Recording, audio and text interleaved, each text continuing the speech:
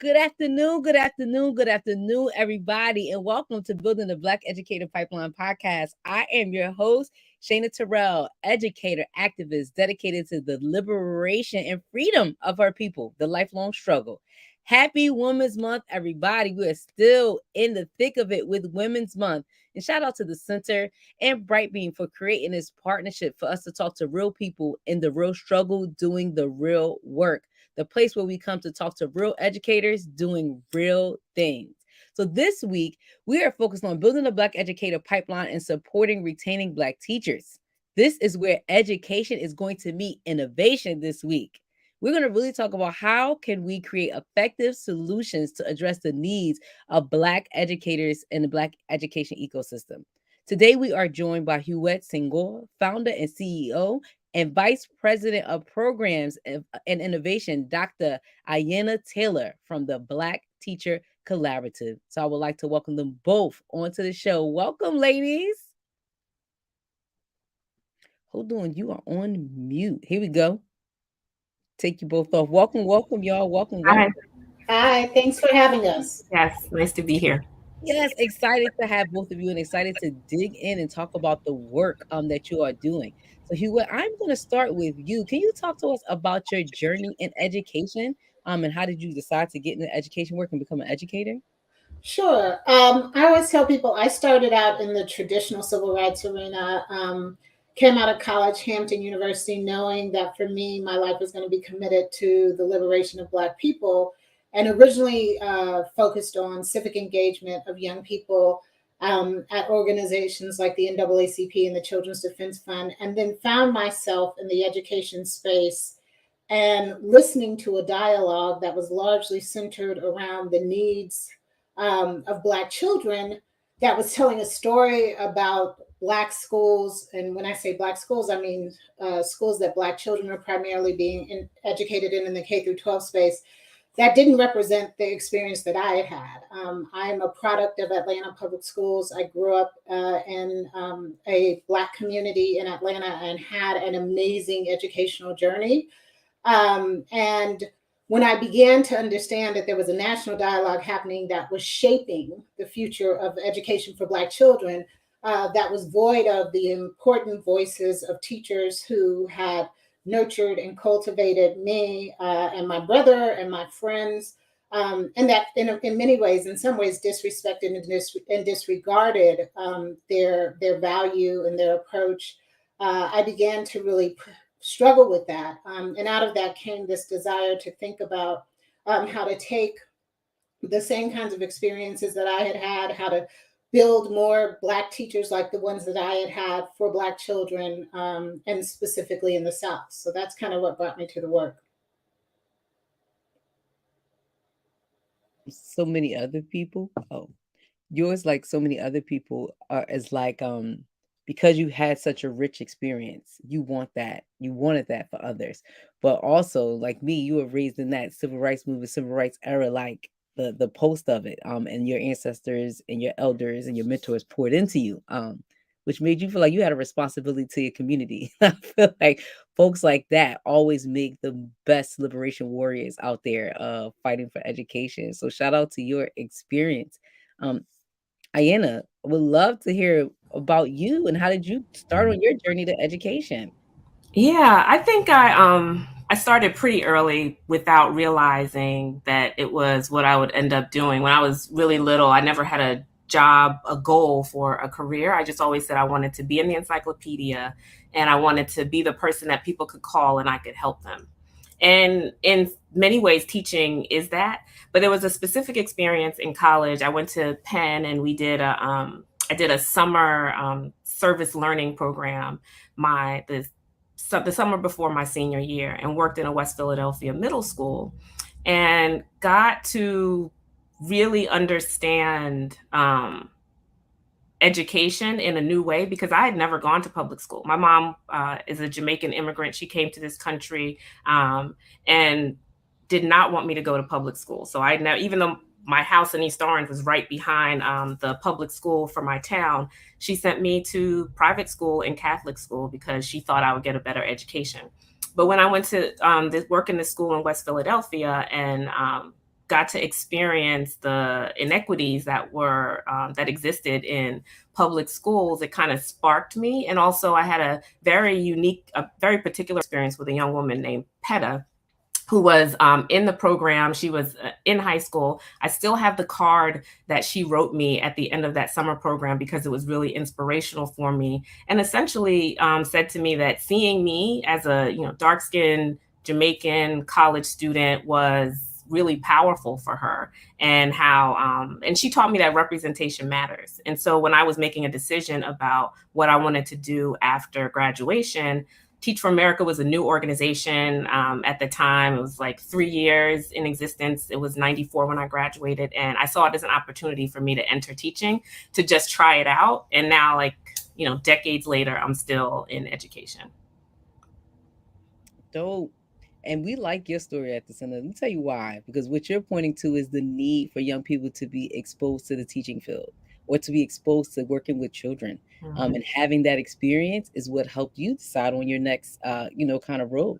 A lot of times we expect kids to know, what do you want to do? What's your plan? What are you going to be? So they don't know. And they need the exposure. They need the experience. So I love the fact that you had that opportunity to work with young children and feel like you were inspiration to them. And like, you know what? I'm going to do this for the rest of my life. I'm going to be an educator. I think that was amazing work. But you ladies have been out here doing some amazing work. So we want to talk about, what is the Black Teacher Collaborative? I will start with you. What inspired you to start an organization like this? What is it? And why did you start it? I mean, our tagline is, we believe in the genius and the power and the beauty of Black children, and the unique role of Black educators in cultivating their gifts. And that really is it. I think there was, again, a large dialogue happening about the need to diversify the teaching force and all of that. And in many ways, I felt like we were recruiting, almost like cattle herding people into education, and specifically young Black people, and like placing them in classrooms, oftentimes in some of our most resourced, challenged classrooms, and saying, like, make magic happen. And we weren't actually doing anything to think about the unique experiences and the unique needs of teaching children who look like you, teaching children who come from the same cultural background as you. And in fact, much of the training that was being done actually wasn't based on that model, and was based on someone who was different from our children, and who didn't share those cultural connections. And again, didn't build on any of the years of scholarship. I mean, Black people have been studying education and thinking about how to educate our children for years, and thinking about how to educate our children through the lens of sort of what I would describe as an African or African American centered purpose for education. And again, none of that was a part of what I saw happening in the innovation space. I thought there was important work being done in innovation, but again, it didn't center, if you will, Black children and Black teachers. And so for me, it was an opportunity to sort of sit at the intersection of education, innovation, and Black culture and civil rights, and think about how to create a new paradigm for Black teaching that would carry our community, carry Black schools into the next century, and that would serve our children and prepare them to go into what I would say continue to advance the efforts for advancement, both in their communities, in our country, and in themselves and in their families. And so it really came down to, what are the skills, what are the mindsets, what are the orientations, what are the tools, what are the resources that Black teachers who are teaching Black children, what do they need, and who is going to address those? And out of that came Black Teacher Collaborative. I love that. And the reason why I love it is because you intentionally thought about Black people, you intentionally thought about Black children, and you intentionally thought about Black teachers. I think sometimes when we look at jobs and we look at apprenticeships or things like that, we like bunch people, right? Like, this is what a teacher needs. Even with children, this is what children need. But the needs are different based on who we are as people and based on who we're serving. And I think to think about it with that much intentionality was super important and super dope. And I know as a Black educator, grateful that somebody's thinking about the ways in which we in the classroom service Black children, but also as a teacher, what do I need for sustainability purposes, right? And stopping with the cookie cutter approaches, that happen and a lens that folks have when looking at what is needed to support and develop educators so that they can support and inspire Black children. I would love for you guys to share a little bit about your pedagogical framework and what makes it different from some of the others that are out there that support Black teachers. And Dr. Taylor, excuse me, nope. Listen, she is Dr. Taylor, y'all, but we're going to use her first for this show, all right? Ayanna, we'd love for you to take that question. Sure.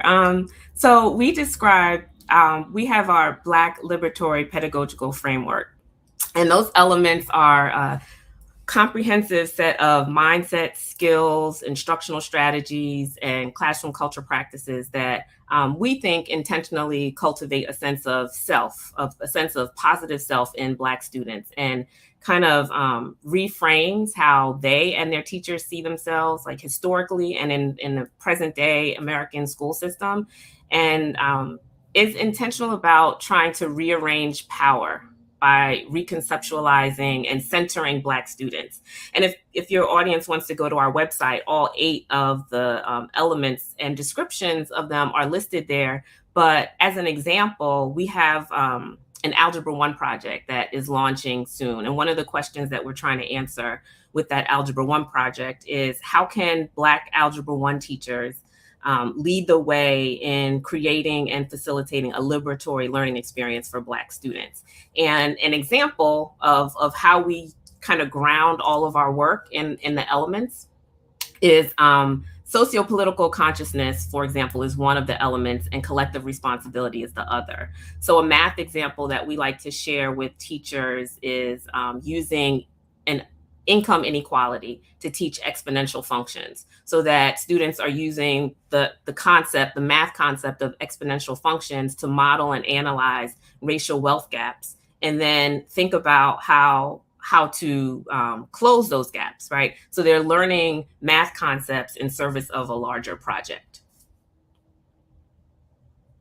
Great work. You said something that I would love to dig into, is that your framework really teaches and focuses on shifting power dynamics. Can either one of you elaborate on that a little bit more, and like what that means and looks like in the education space?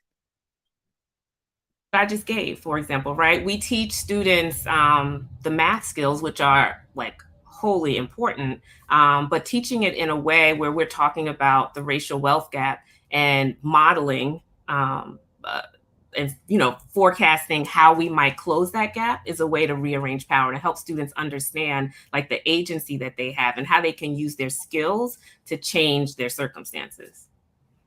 I love that. Again, yep. And I think what that represents is, again, this idea of what is the purpose of education when you think about it through an African-centered or Black lens. There's, I'm sure many people have heard of a brother by the name of Naeem Akbar, and Dr. Naeem Akbar, and he talks about an African-centered approach to education is about bringing out that is what is within our children already. And when you think about that, and you think about just the sort of collective nature or the communal nature of Black people, what we strongly believe is each of us has a responsibility and are created to, if you will, bring something to this earth to make the world better, to make our people better. And so if you are using education for that purpose, then you frame it differently, then you teach math differently, then you give children tools to do something different with it.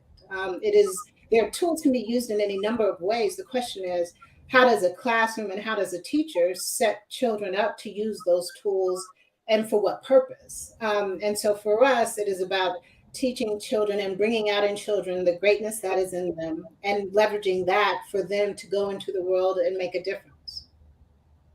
And the reframing and reshaping of how we use education and what's its purpose is super important. We talk all the time on this show about like, what is the purpose of public education, right? Like, why is the American system the way it is, right? Because they're training American citizens. But when you look at it through an African lens, it's a totally different way of looking at your purpose in the world and why we're in community in education together. So I Yeah. love that your framework highlights that and like brings that out for folks. Definitely. And I'll just add in one framing, right? Students go out and try to get a job, right? Try to get a career that makes them money. In the other, you're thinking about the community. Yes. Meaning Mm-hmm. very African centered, right? It is above the individual. It's a very communalistic way of thinking and being. Like, yeah, Mm-hmm. I'm going to take care of myself, but in doing that, I have a responsibility to this community. And we know like that's extremely innovative thinking because that goes far beyond what American general public education teaches our children about them, themselves, and their communities. Super disconnected from it. So another piece of you guys' pedagogical framework is this notion of shared racial identity learning spaces. Right? I'm gonna repeat that. Shared racial identity learning spaces. Can you talk to us about what that is and like why that's so unique within the education ecosystem? Yeah, I guess I'll take it only because I created that term and people have told me that it's way too much. But I mean, it's basically, in fact, we're using a new term now, but it's basically just Black schools, schools with majority Black teachers and majority Black students. And ultimately, what you're talking about are schools that have, if you will, the most if you will, ripe opportunity to be grounded in Black culture and Black identity. And so in those spaces, you can, again, like center the learning experiences around the lives and the and the families and the communities that our children come from. And you can position teachers to use their understanding of that to really make that connection from what a child already knows to new information you're trying to teach them to make that connection easier. And in all honesty, it's a space where I think Black children and Black teachers can live most fully into themselves, where they don't have to necessarily think about how they are being perceived by others, but can instead bring their truest self to the space.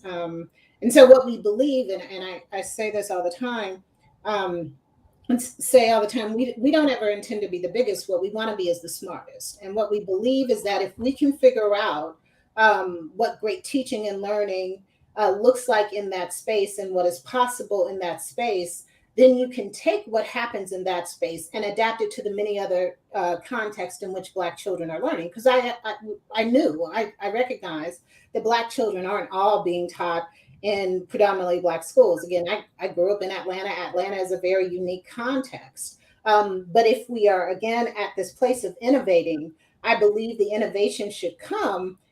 If it comes out of that space, then it will be most reflective of what Black children need, because you are allowed to, in that space, really lean into the wholeness of their experiences in some ways without the distraction of other things. Mm-hmm. And I'll just add too that there's incredible social benefit for it. I just an anecdote. Just yesterday, I was texting with a former student who's now in her 30s, and she sent me a screenshot of Ketanji Brown Jackson and her daughter sitting behind her, kind of looking at her admiringly. And she said, "This was me with you guys when I was in school." And I was just like, I mean, and it actually made me think of today. I was like, does she know I'm doing this? And I can share the story. But like that is also what it's about, right? And the story I shared earlier about PETA in West Philadelphia, like what she essentially said to me was like, seeing me made her see herself, right? And then the power of realizing that you're not invisible, like that, along with the skills that you learn, are powerful combinations for success for Black students. So you all's work hits on something so pivotal that we always talk about. So at the center, we have a campaign called "We Need Black Teachers," and that campaign was really inspired by our youth, our high school students who were in our summer program from the Schools Literacy Academy. It was youth driven, youth inspired. The tagline "We Need Black Teachers" came from them. Like, as adults, we like, ooh, what kind of songs could we make? They're like, songs. No, this is this matter. Like, we can be laughing and dancing about this. Like, Hashtag we need Black teachers. They're like, it should come off urgent and it should come off direct. So we appreciated them for that feedback. But the conversation that we often have around this notion of we need Black teachers is that we don't just need a Black teacher, right? You can't just plop a Black person in front of a child and say, yep, Black teachers. Now we have the mirrors that you've all been looking for. Right. You guys are very focused on the quality and effectiveness of Black teachers, which is super important. And I would love to talk about that with you guys and why you feel that's important and how does that connect to retention, making sure that Black teachers are effective. I mean, I can start. I was a Black teacher and didn't feel effective the first few months of my career and probably the entire year because I didn't have the support that I thought I needed to develop my skills as a teacher. Like, I didn't know if my students were learning or not. I just didn't know. I was just going through the day doing what I thought I was supposed to do. And when you don't feel successful in any role, I think your first instinct is to go. People want to feel successful. It's just natural, right? You go someplace where you think you can feel successful. And teaching is hard. It's hard emotionally.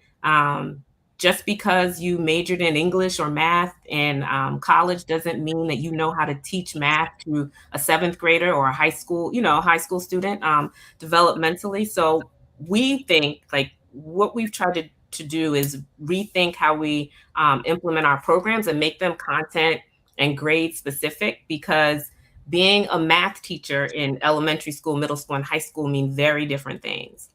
And so that's one of the ways that we've tried to focus on teacher professional development to make sure that they have the skills, and then also just to help them feel more successful in their roles. And we say we want to elevate and support Black teachers, right, to make them experts in their fields and make them be have expertise in their districts. Yeah, and I would just say, I think, as Ayanna just described, like teaching, there is no other profession like you. Go if lawyers, we're all excited about Ketanji Brown Jackson, and like lawyers go through ongoing training. They are mentored by senior lawyers early on, and all of those things. And again, when we think about the last 20-25 years of education, in many ways we have decided that like teachers don't need that same kind of development. And then where we've made big bets, and I always say like our hashtag is bet on Black teachers, where we've made big bets, and we've made big bets in education over the last 25 years. We spent a lot of money on building great teachers. Again, but that wasn't centered on thinking about the unique experiences of Black teachers and, quite honestly, other teachers of color serving the populations that we were supposedly most interested in addressing. And a couple of years ago, I think it was John King or someone talked about like this phrase began to get created, the Black teacher tax. So when we talk about like what Black teachers are experiencing in schools, especially in schools where they are oftentimes in the minority of the teaching population within that school, the roles that they play are far beyond just instructional leader. And in many cases, they are, if you will, cut their opportunities to develop their instructional skills are cut short because we see them as the person who can handle culture, the person who can take all of our girls and create a step class, and the person who can take all our boys and teach them how to tie ties and all of those other kinds of things.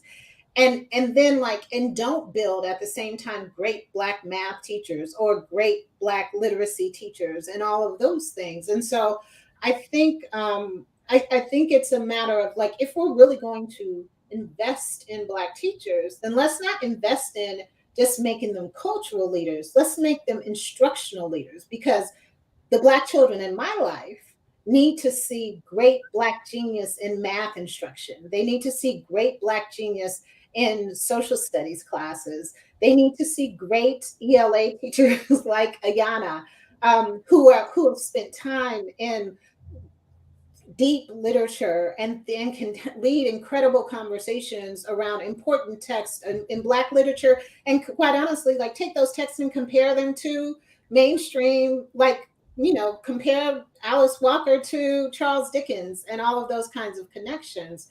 But we haven't invested in that. We bring Black teachers in and we make them cultural leaders. And so that is when I formed Black Teacher Collaborative, I said this is not just about like having somebody who can stand in front of Black children and lead a chant. I love the chants. I have a brother who is an educator who, seeing him in front of his school, his students, leading those call and response is one of my greatest joys. But I also know that his students need to see him as an instructional leader. And so that was extremely, extremely important. And in many ways, I think like the burden and the weight that Ayanna is taking on as our VP of Program and Innovation is moving to both cultural impact and instructional practice. It's hard. It is so hard. And I am so grateful to have her and her team on this journey. But that is critical to what we are trying to do. Well, you hit it on the nail with that both and why both and is super, super important. And when we think about the journey of Black folks in teaching, and you said this in the very beginning, we've always taught our children. We've always educated our children. But what you guys are building is something that we've had over the course of years, but got kind of dismantled. Was we had apprenticeship, right? We had people teaching us, we had people mentoring us. When I hear a lot of younger teachers talk about younger Black teachers talk about when they enter the profession now versus back then. Older folks, veterans, like, yeah, when I came in, it was a group of veteran Black teachers who like they had me. You know what I mean? I already knew. They kind of brought me along the way. Folks are entering the profession now, and veteran Black teachers are far and few between. So I think the both and is super important, not only because our children need to see us in both lights, right? Like, yep, we can connect with you culturally, but we also are smart and intelligent, and you need to know that you are that as well. But it also dismantles this notion of trying to push Black people in the culture lens. Like they don't have Black genius. Like they can't be instructors. Like they don't know curriculum. And that's, you walk into buildings and they're like, yep, with culture and climate teams. Everybody on the culture climate team Black, but you couldn't find anybody to be on your instructional team. I mean, your whole instructional team white, everybody. So you can find one Black person who was an expert in content, not one, right? So having and making sure that we are raising this next generation of teachers to be effective instructional leaders is super important, because we are both and in a way that other people can't be both and, right? Like you can teach me instruction, right? You can teach me math, you can make me a content expert, and connecting culturally is something that I naturally have. Whereas others, we can be in the same boat in instruction, but what you don't have is this ability to connect culturally. Like you're going to struggle to be both and where naturally I am one and just need support to be the other. Again, I would love you to talk to specifically about some of the programming that you guys have at the Black Teacher Collaborative that are helping to push Black teachers forward and making sure Black students are succeeding. Yeah. So I already talked about the Algebra 1 program. I'll talk about something else. One of the things that I think is unique at BTC is that, so we have another team, the research and policy team, that I work really closely with that VP, because for me, those, like, everything is integrated, right? I've been an elected official in my town on the school board. I've founded charter schools and been on the board, and, worked as a teacher at different levels. I worked in higher ed before I came to BTC. I was at NYU for 9 years in the teacher preparation program. And we can't build this movement in silos. So one of the things that we did with the research and policy team and program and innovation team is design a academic fellowship for people who are interested in research by and about Black children, Black teachers, and Black educators. And it's a 1-year fellowship that I'm really excited to launch in July. And we got an overwhelming response, which suggests to me that we were right, about betting on that people would want this. And so we're going to have 2 fellows who are researchers, faculty members, or people, with doctorates who are deeply embedded in research work, to publish case studies for us built around research that answers a few questions, like what does it mean to be a successful Black teacher, Like, what does it mean to successfully educate Black students? What are schools that are doing that? What are they doing specifically, right? And map to our our pedagogy framework. Like, what does that actually look like, so we can codify some practices and create some tools for schools to use to think about, like, how can you enact some of these practices. But also, the other thing that we're doing is like expanding our notion of where the teachers are. So we know from the pandemic that homeschooling for Black children increased from 3% to 16%. So we can't just, limit our notion of teachers to people who are in traditional school buildings. So that's one of the programs that I'm really excited about. The other thing that we do that is like ongoing, like I get excited when we're talking about the things that we're doing. Because I was a teacher, and I'm like, if I had, this when I was starting out in the 90s, this would have been great for me. We have a series that we're calling a BTC I3, and the I stand for innovative, interactive, like the workshops are interactive and immediately applicable, so that, the idea of teachers will be able to implement strategies on Monday, immediately in their classrooms. And so we have that as a ongoing series for us of workshops for teachers in different, like the first one that we had was for 4 through 12 literacy teachers. This upcoming one is cross content for all teachers. The one that's coming up on April 7th.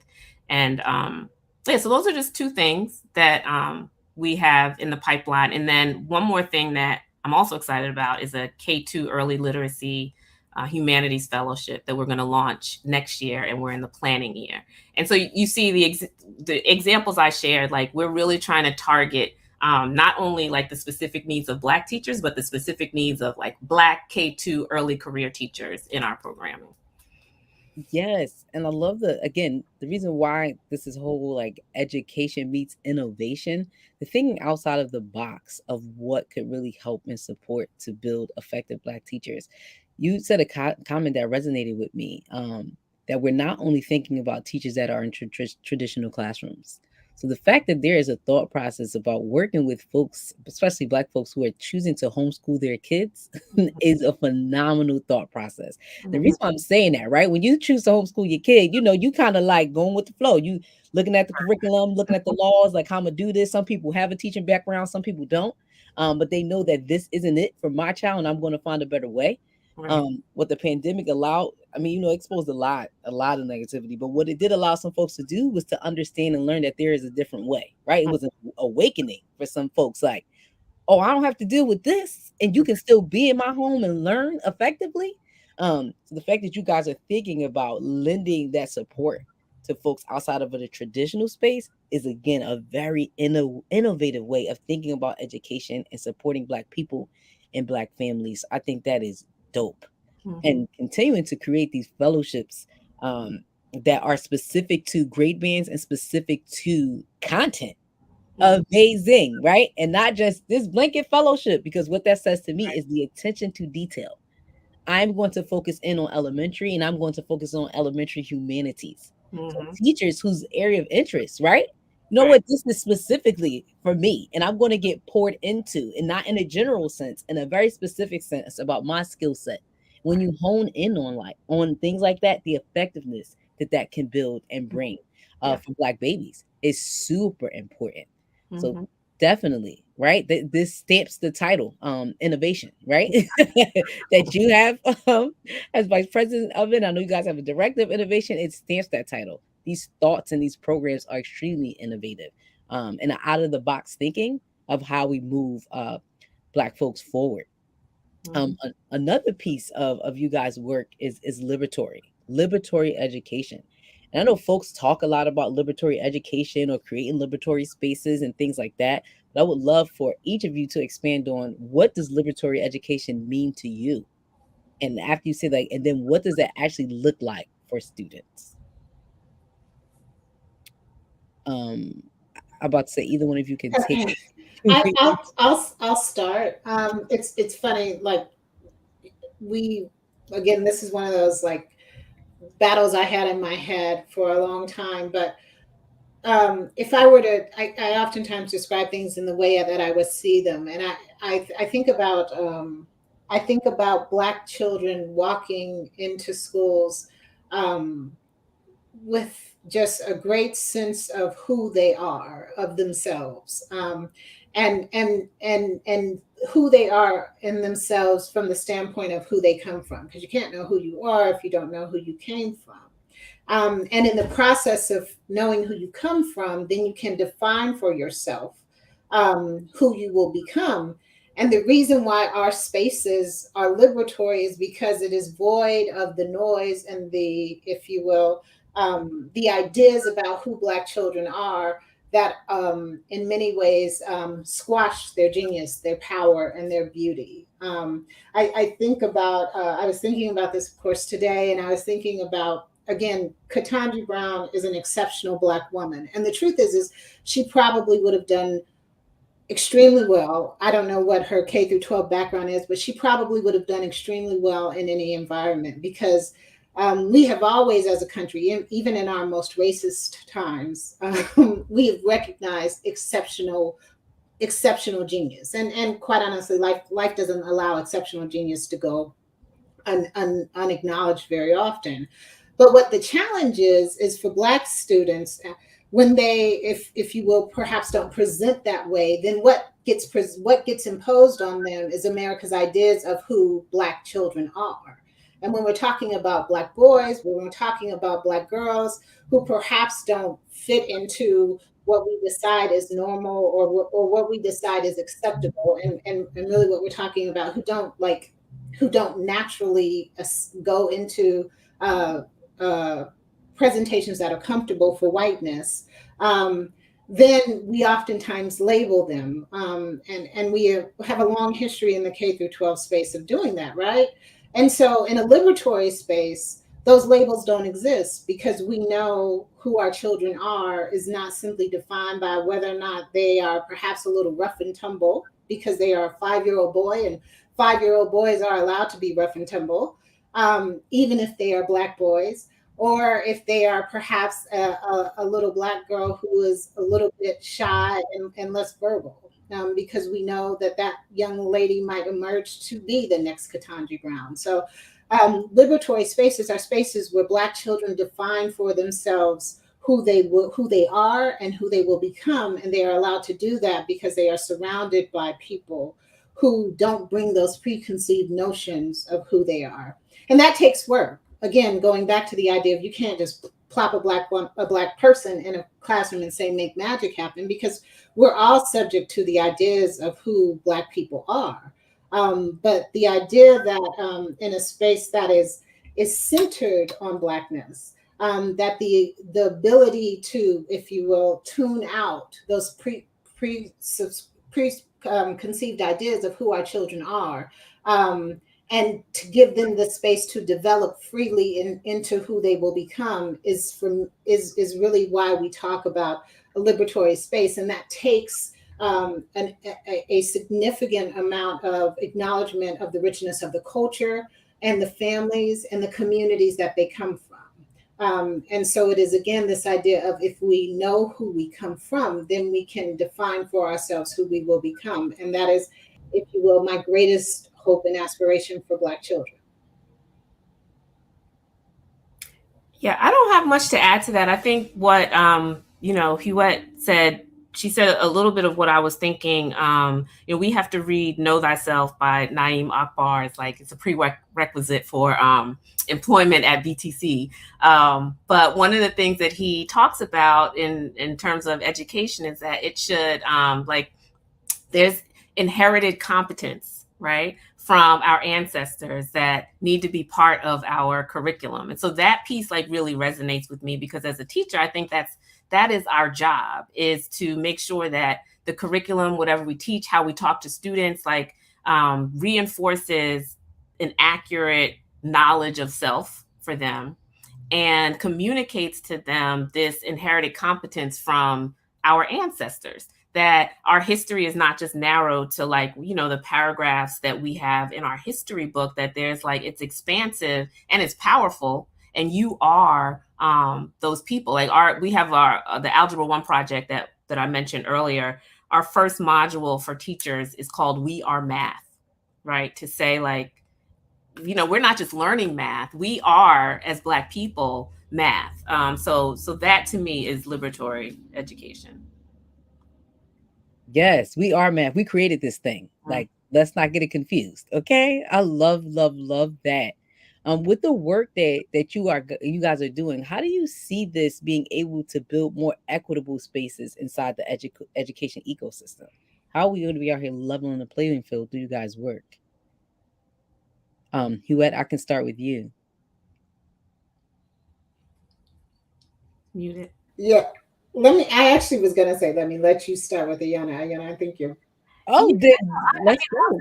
I'll kind of repeat something that I said earlier about like the work that we're doing and how we're not like working in silos. So I think, I'm an advocate. Like, I think policy is important. Like, I think that the work that we're doing, and all the things that I described to you, and even our like deep integration with our research and policy team, means that we're trying to approach solving this problem from many different angles. Like, it's a multi-pronged approach for us, and going deep in all of them.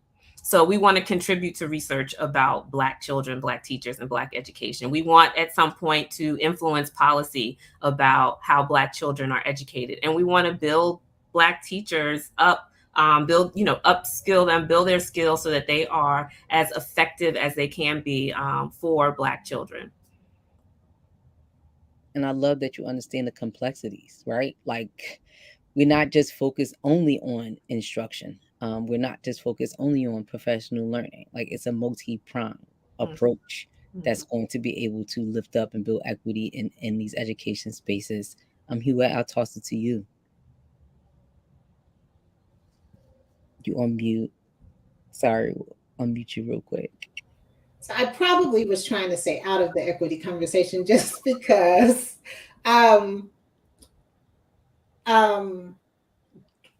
do I think our work will create greater equity?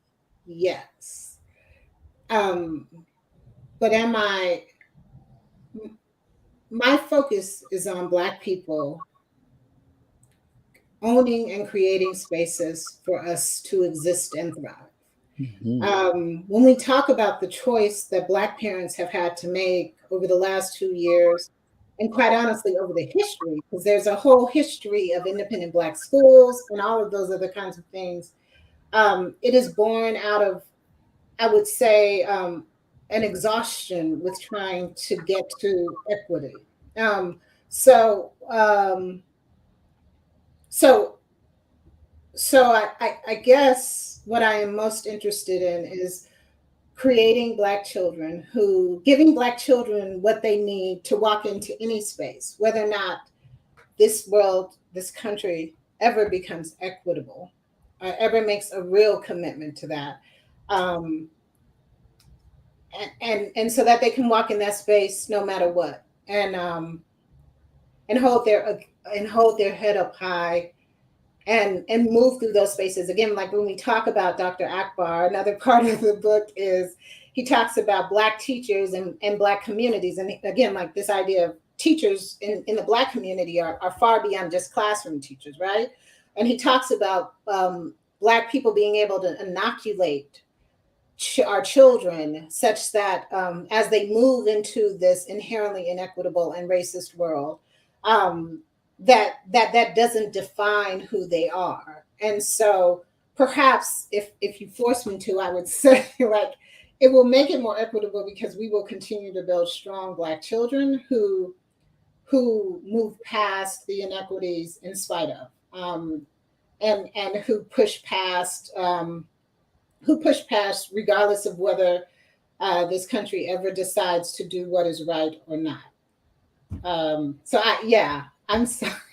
Listen, you don't have to be sorry.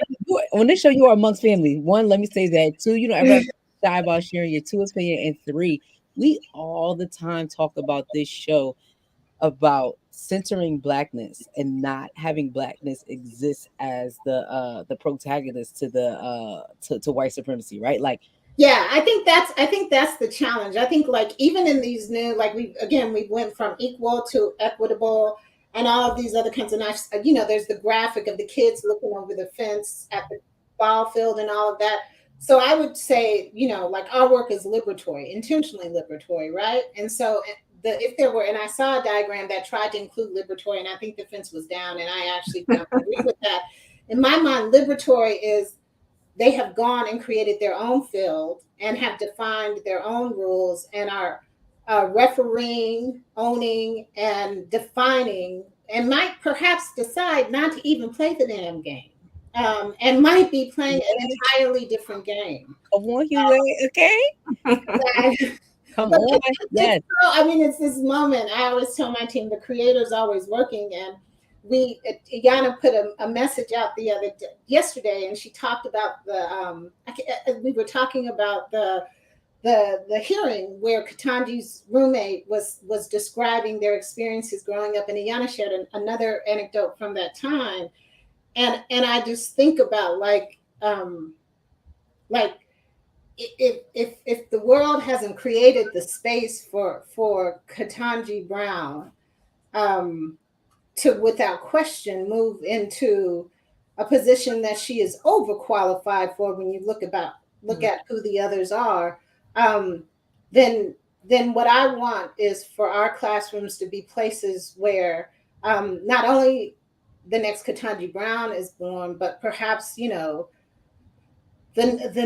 next black woman or black man who will open up the law firm that will become competitive on every level with the major white law firms, or all of those other things. I really, for me, believe that our work is about Black people owning and defining for themselves their future, and I'm not sure that equity gets us there. I love that. And I love that you did not hold back. Don't take yourself out of these equity conversations. Be in them. Stay in them. Because what you did for my mind just now when we were talking about, when you gave that fence example, I'm like, you know what? She's right. We don't need nobody build boxes for us to get equity. You know what I mean? I was like, you know what? Liberation, the liberatory, you know what? Why we got to look over the fence? I'm hopping over there. But you was like, we ain't got to hop over their fence. Play your own game. Build your own game. Nobody got to look over top of fences to try to get in the game. We're creating that. We're owning that. And boom, blew my mind. Like, you know what? You're right. Don't have to play your game because I'm owning and creating mine. That was amazing. So please don't stay out of equity conversations. Continue to remind us of who we are, our genius, and our ability, and the things that we can do if we work together towards liberation as Black people. So no, don't shy away from equity conversations. You get in them. We needed that. If I said you were about to say something. And I'll just say it isn't an either or. There is work to be done on the equity front. I say that all the time. There's important work to be done on the equity front, because we are here. We exist. This is our country. We have, in many ways, we have more than contributed to its growth and its development. But we have to know that isn't the only, that the constructs that have been created are not the only constructs that can exist. And in fact, I think there are incredible ideas and constructs in the minds of our children that will envision a new America that looks drastically different than what is. I think there is a little girl in some classroom who is going to build the school that is in my dreams, and that to me is liberation. I love that. And it is. It is. I would love for you guys to talk about some of the success stories with your teachers. Ayanna, I'll throw that to you. I just think that folks having Black people pour into them in Black spaces with Black children, again, I think that's a very unique setting. Folks don't experience that all the time. So I'd love to hear about some of the success stories or great things that have happened with some of your teachers who have been able to benefit from your work. I'm going to actually let Hiewet start to answer that because she has institutional knowledge that I don't have. Yeah, I think so. We are I say a startup or an emerging startup, or in whatever the next stage is, and so for the first 3 years of our work, our programmatic work, we ran what was called the shared racial identity learning environment fellowship, and we ran it in Atlanta and New Orleans and Baton Rouge. And when we looked at those pilots, what we found was most powerful, and this speaks to what Ayanna mentioned earlier. So I always say, what we know how to do is to shift Black teachers' mindsets, to sort of take them from, in many ways, moments of great, if you will, disillusionment and despair, and to get them back to the place of what brought them to this work. Get them back to the place where they are leaning into their love, their belief, and their commitment to Black children. So one of my favorite schools is this school in New Orleans called Fannie C. Williams. There's this amazing Black school leader. She's literally like third generation Black educator, woman, Spelman graduate. And that is a school where we worked in for 3 years. I think through that work, we were really able to help, I think, school leaders retain some of their teachers who were really in this place of struggle because of the many burdens that come along with being a Black teacher. And I think the same thing happened at the schools we served here in Atlanta. We literally serve a school that is down the street from my home, Cascade Elementary School. And that school leader talked about how she chose the teachers for our program who were sort of on the fence, where they had the potential to be great teachers, but we're in this place of, like really trying to find their footing in the midst of the weight of teaching. And I think what we found is teachers in our program were more likely to continue to commit to the profession, were less likely to send students to out of classroom for behavioral changes. Our teachers felt a different sense of commitment, a different sense of responsibility. And so so that was what we found to be, if you will, like some of our greatest success early on. What then for me, as I stepped back from that, and Ayanna, I have the institutional knowledge only because Ayanna has only been with us, I always get it wrong, almost not quite a year yet, but what we did over the pandemic is we took a pause. And I think that's important because we had been working on programming for 3 years and had some success, but we still, again, weren't getting that both and. We were making the cultural shifts that we needed to make, but the instructional practices, we weren't quite honestly like doing as good a job with that and giving teachers the tools. And that's why I think Ayanna coming on board in our VP position was so important, because she does have that strength of like instructional leadership and has a deep appreciation. Not just appreciation. We were talking the other day and she was like, I'm not playing about this. Like, she's not going to joke. She's not going to let up. Like, our teachers are going to be great. I am so excited about this math pilot and our ELA pilot, because again, like we were good on the cultural component. We were getting that. Our teachers were having incredible, what I would say like cathartic experiences. I mean, the beauty of doing this work with all Black teachers is Black teachers are given a space to say the things that quite honestly they need to get out so that we can deal with them and confront them and challenge them on, because they bring some things into the classrooms too about who our children are. So we were good on that, and hope and believe in this next iteration as we began to focus more on content specific, grade level specific work, to get at that, being able to both give our teachers the tools to inspire their students and also then to actually shift instructional practices to drive improvements in academic outcomes.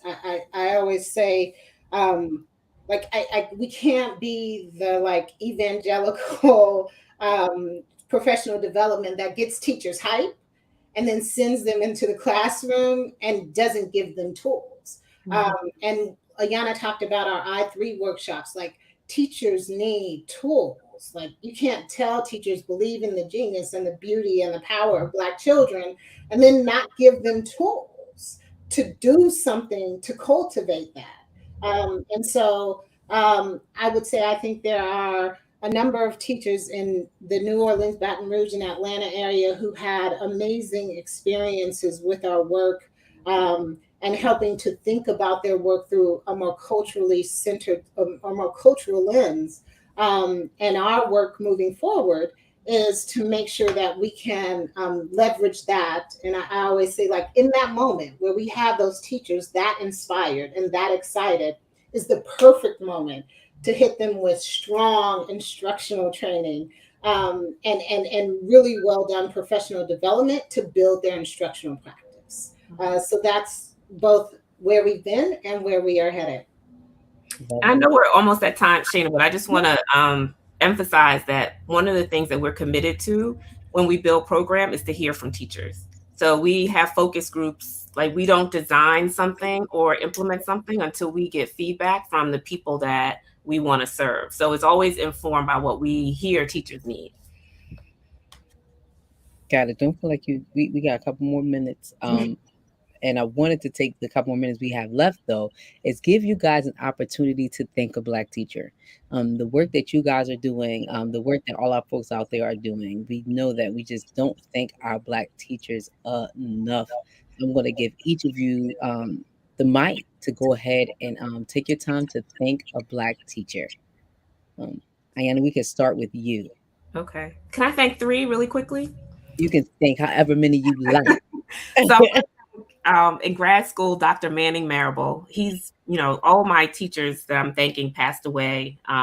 Dr. Marable was the first teacher that I felt like taught me, at that level, and didn't make assumptions about what I knew. And I think that's important.